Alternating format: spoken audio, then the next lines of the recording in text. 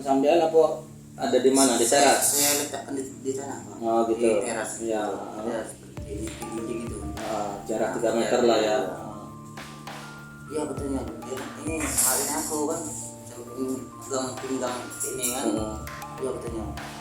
Usah pesan paketnya kalau ada ini. Nggak mampu bayar gitu. Nah waktu itulah saya datang kontrol lagi Pak. Gelap ya. Saya itu ya kan. Itu begini saya udah terus saya lihat ini jelas oke kan. Sudah lepaslah pisau itu. Memang saya sempat ngejar yang kawannya itu, gara-gara dia video kan itu. Iya.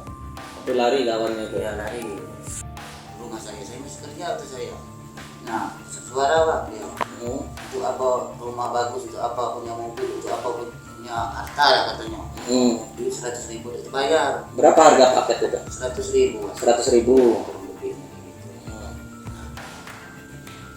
Segala macam lah dia itu ngomong kan.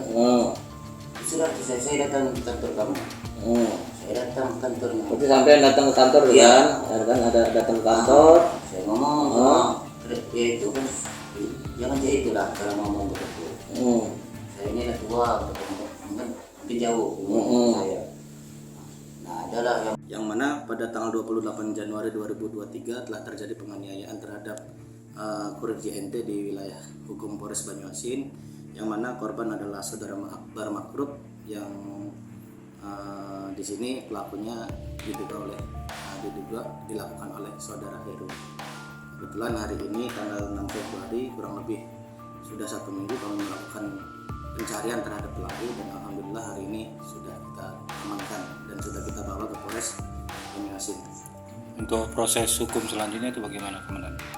Yang kita terapkan dalam hal penganiayaan ini kita terapkan pasal 351 yang dengan ancaman pidana selama 5 tahun penjara. Jangan lupa subscribe, share, komen, dan like ya.